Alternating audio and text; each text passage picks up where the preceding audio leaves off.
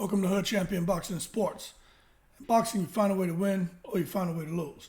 Does anyone give Daniel Dubois a real chance in defeating Oleksandr Usyk in a fight nobody wants to see? And I hate to talk like that about a fight, especially giving a guy an opportunity to become a unified champion, and particularly at the heavyweight division. But let's just be real. Daniel Dubois has not looked great, and he hasn't convinced anyone that he's ready to go on to the next level and challenge for any significant piece of the heavyweight titles. Now, we know he has a little piece of the WBA strap, but I mean, come on, let's get real. When you look at Daniel Dubois and what he went through in his last bout against Kevin Lerena, he barely got out of that first round. And then, he does have power, and it showed up around the third round. He was able to get the guy out of there. But I just want to tell y'all right now, in my opinion, Daniel Dubois, who's sitting at 19 wins, 18 of those wins by KO, and he has one loss, which is by KO, because he went up against Joe Joyce. But Daniel Dubois getting there against Usyk, as fast as Usyk is with the angles, and just everything he brings to the table. I just think for a guy like Daniel Dubois, he's going to be overwhelmed, and he's going to feel that pressure. You got to look at with Oleksandr Usyk. Forget the fights with AJ, okay? Forget all the fights he had as heavyweight. Let's just look at what Oleksandr Usyk had to go through in order to survive and win the World Boxing Super Series. That alone speaks volumes for Oleksandr Usyk and the metal that he's cut from. Daniel Dubois is not cut from that. The one thing Daniel Dubois has is power, and Anthony Joshua has more power than Dubois. And it didn't serve Joshua well.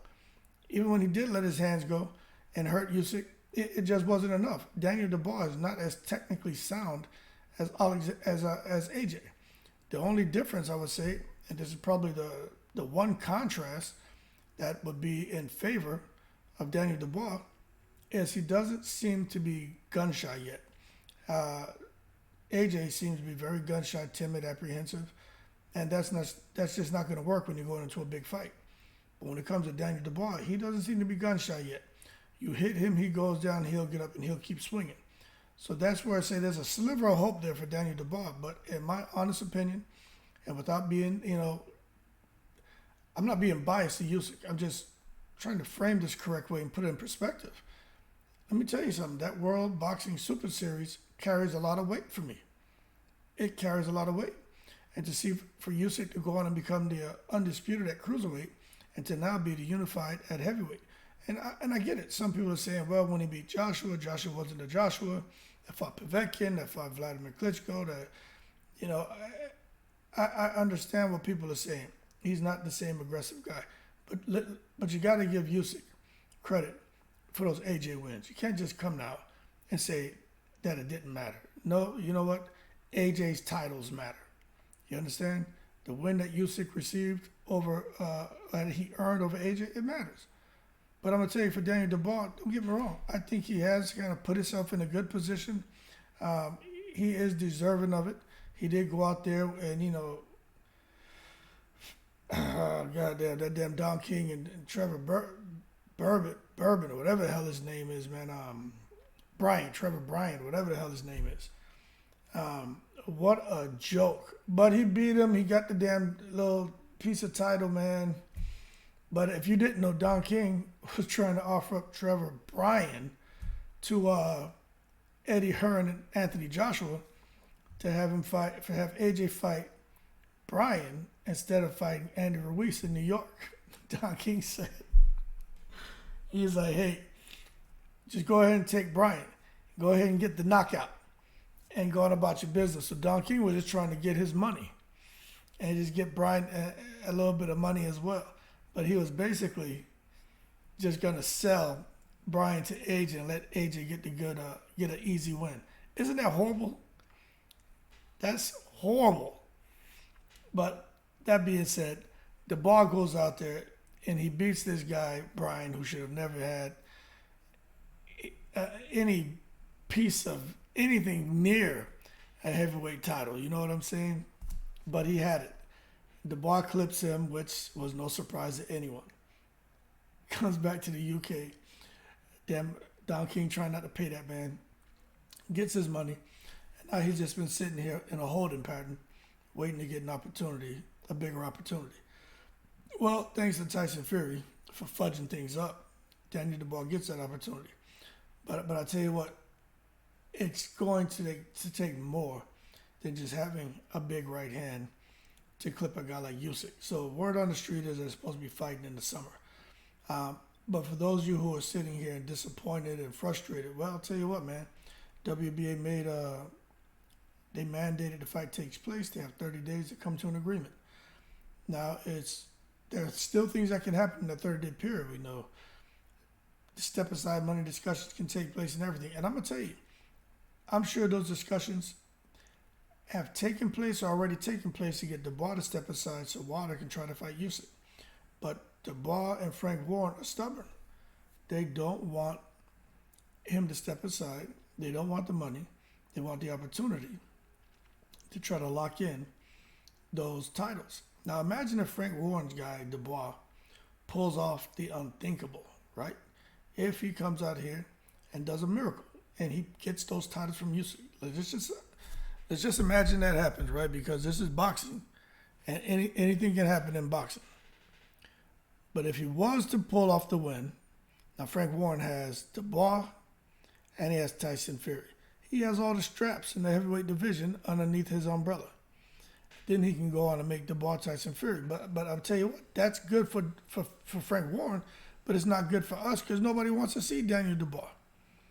Let me tell you, he's not exciting anymore. You understand? There's a big question mark over Daniel Dubois and what he brings to the table. And this is all a result of Joe Joyce walking through him, right? And also of, his most recent performance where he went down 3-4 times in that first round. It was horrible. So nobody really wants to see Dubois with all the straps and going on to a fight with a guy like Tyson Fury, right? He's just not there. People would rather see a guy like Joe Joyce. I'll tell you that. That's just factual shit, man. People want to see Joe Joyce get in there and bang with these guys. But at the end of the day, that's the latest and greatest. But in my opinion, when I look at Dubois, speed, power, head movement, the overall defense,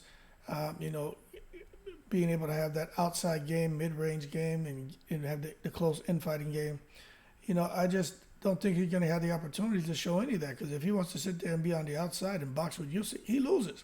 He wants to come to mid-range and work with Usyk, he loses. He wants to come to the inside with Usyk. Well, then he's going to lose because when he comes in there, Usyk's going to counter him and bing-bong him. And then Usyk's going to roll back out to the mid-range, bing-bong him, and then go all the way back out to the outside and start using the lateral movement circle in the ring and resetting. Simple. And Dubois just doesn't have the footwork. He doesn't have the speed. He just doesn't have what it takes. And I think when Dubois starts to get beat up really good, because it's just going to be death by 1,000 left hands. That's what it's going to be. Usyk and Pacquiao, it's just death by 1,000 left hands. And that's what's going to happen with Dubois. And I think you're going to see him get discouraged, and he's going to be mentally defeated. I'd say by round 4 or 5. And he may even get stopped because Usyk, he can pick up the pace in the later rounds. It's one thing we know for a fact. We saw him do it against AJ.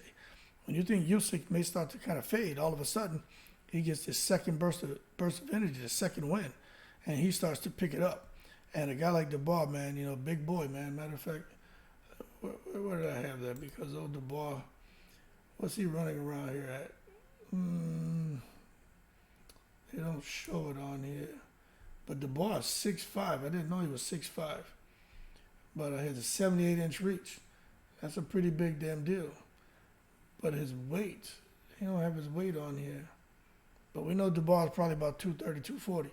So he's a big boy, man. Got a lot of pros as far as what he brings to the ring, his natural attributes. But he loses, simple. I just don't see him having anything for Usyk. This is just like, if you make a breakfast burrito, man, you got some meat in there, you got the egg, but people are so cheap, they don't want to put all the meat and the egg in there, right? So then they have something called filler. They get all that damn hash brown. They cook up a big-ass batch of hash browns and fill that breakfast burrito with a bunch of hash browns. So you're getting like 80% hash brown, 10% the goddamn meat, and 10% egg. and they feed you that. And that's what I think Dubois is right now. He's just filler for Usyk, till Usyk can try to reignite discussions with Tyson Fury for the fight to take place the end of this year for the undisputed distinction, because that's what the ultimate plan is. But I tell you what, that could get derailed again because Usyk has a bunch of mandatories, and after he gets past Dubois, his next mandatory man looks like it could be old Joyce. But Usyk is in a position where he's gonna have to fight Tyson Fury. Longer for Tyson Fury BS's, there's more of a chance of Usyk losing because he got to fight some killers, man. But that being said, we'll see how it goes. But I got Usyk winning easy, possibly stoppage by round 9. I think he'll frustrate Dubois, tattoo him, death by 1,000 left hands.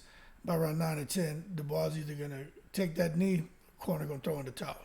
That being said, y'all keep cool. Shout out to the veterans, all 7 continents. I'm in the breeze.